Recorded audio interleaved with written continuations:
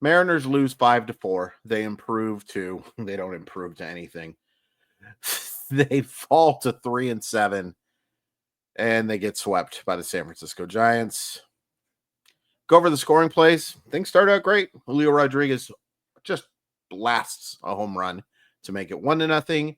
Big dumper homers to right in the third inning. It's 2-0 at the end of 3.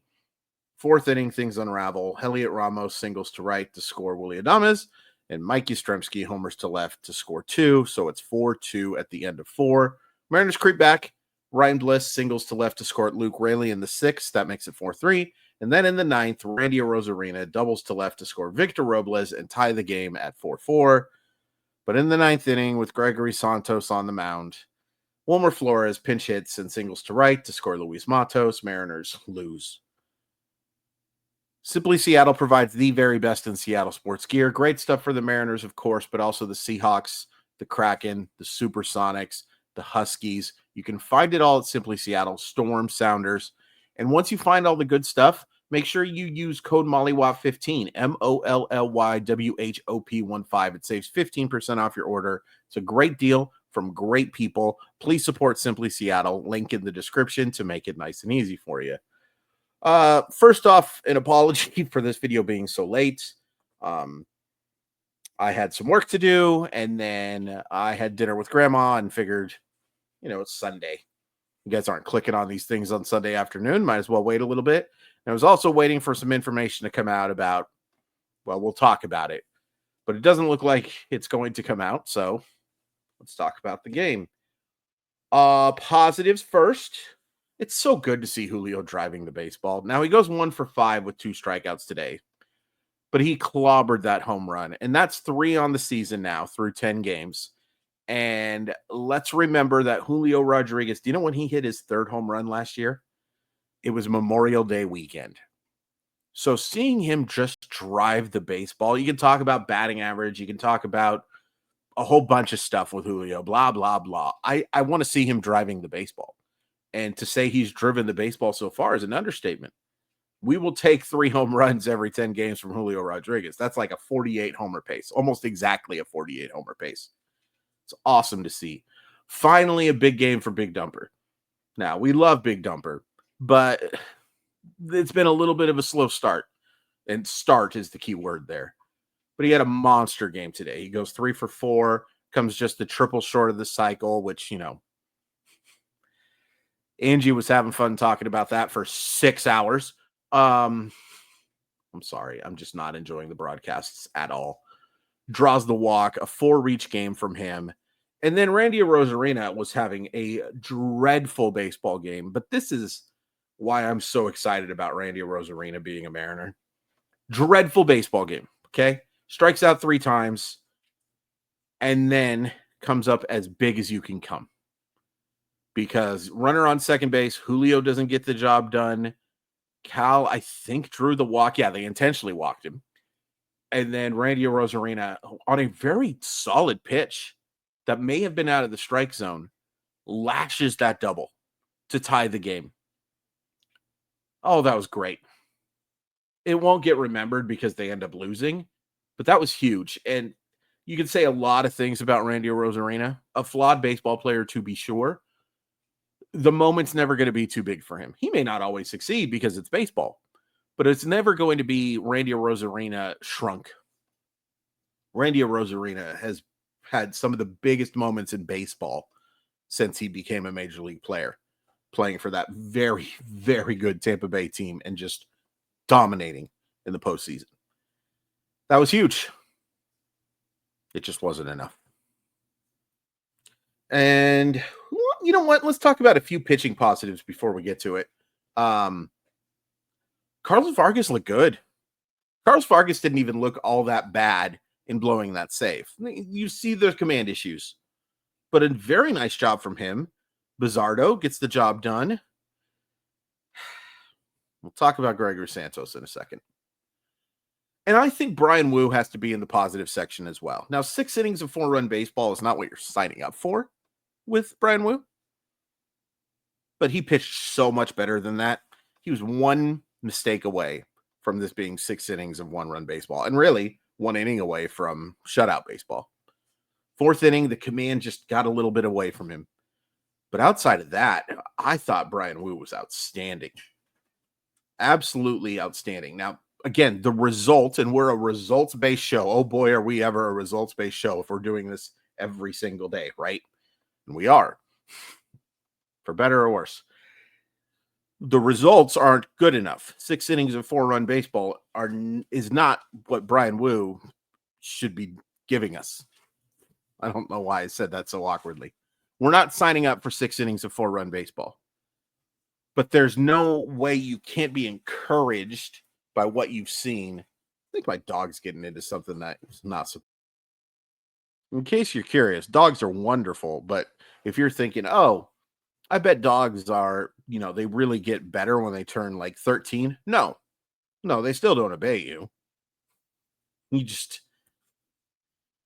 deal with it. Anyway, I think I was talking about Bryan Woo. I was very encouraged by what I saw. Really just a couple of bad pitches. Bryan Woo's really good.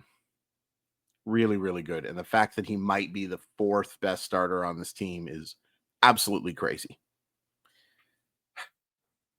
Okay. Where do we start with the negatives? I mean, a sweep here is just there's never a good result for sweep. Obvious point is obvious. Rowdy Tellez looks awful. JP Crawford had actually, I think, a better game than the results, but a couple of really poor at bats. I want to mention one other positive too. Ryan Bliss coming up with that big hit, and he has just looked phenomenal defensively. Phenomenal. And they need it because I don't think the guy next to him is going to give you great defense at shortstop based on how the last few years have gone, and because I'm right. Let's just talk about the main negative here. I really hope Victor Robles is okay. And for those who missed it, in the 9th inning, he makes a leaping grab against the wall.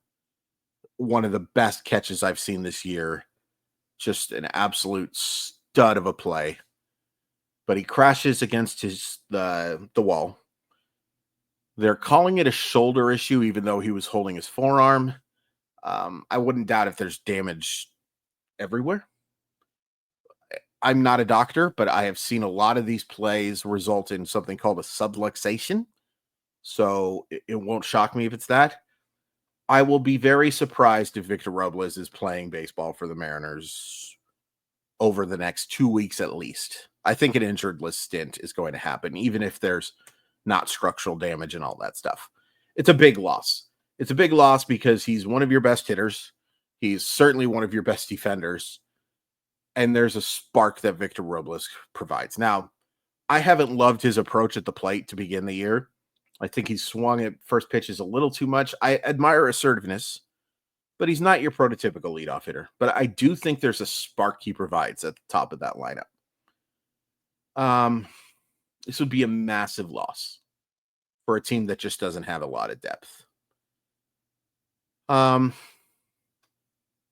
I think what I would do, assuming again that he's going to be out for more than a couple of days, and even, weirder things have happened. I don't think Victor Robles will be in the lineup Monday, but I hope I'm wrong. What I would probably do is I would move against right-handed pitchers. I would move Luke Raley to right field.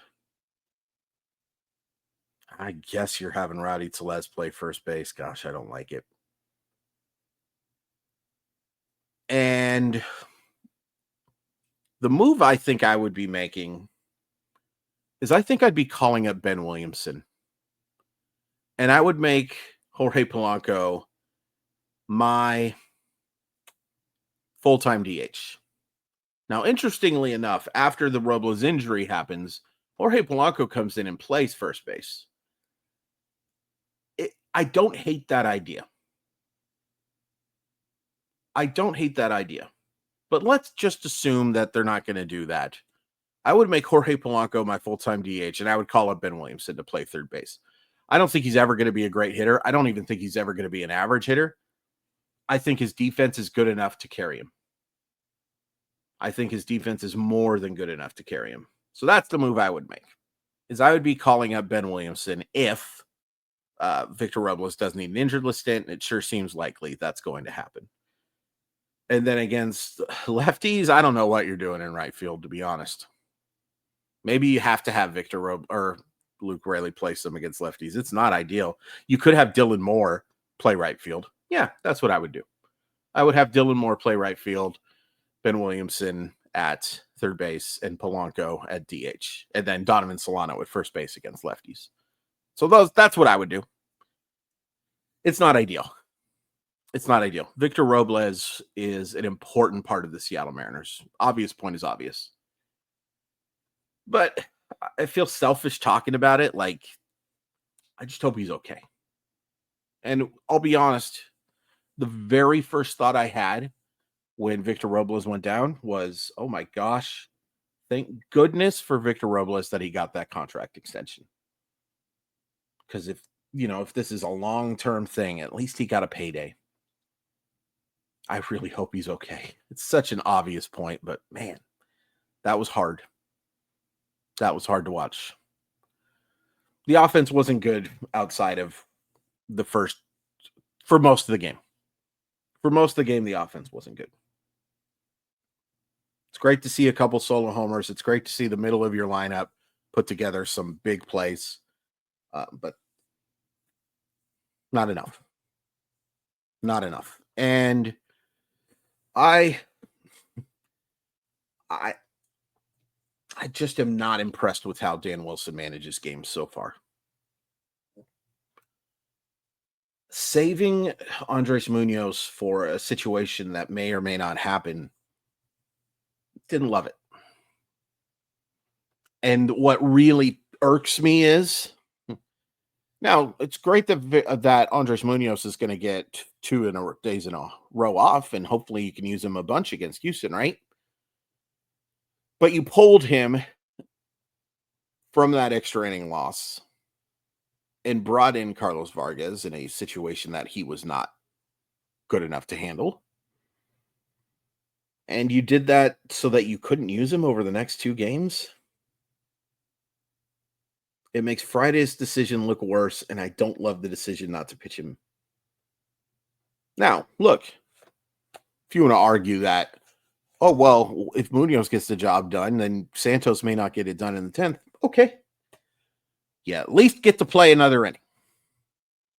You at least get a chance to score some runs and maybe build a big enough lead that you feel confident. And I'm not completely dismissing Gregory Santos, by the way. I think he's your second best reliever right now.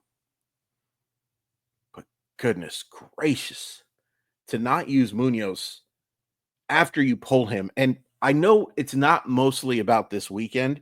It's about the fact that Andres Munoz tired last year. And it was in part because Scott Service overused him. There were a lot of 5-out, 4-out saves. I want my best reliever pitching in that situation in the bottom of the 9th. I don't care who's up. I assume he's healthy. I didn't love it. And it's just another horrible start.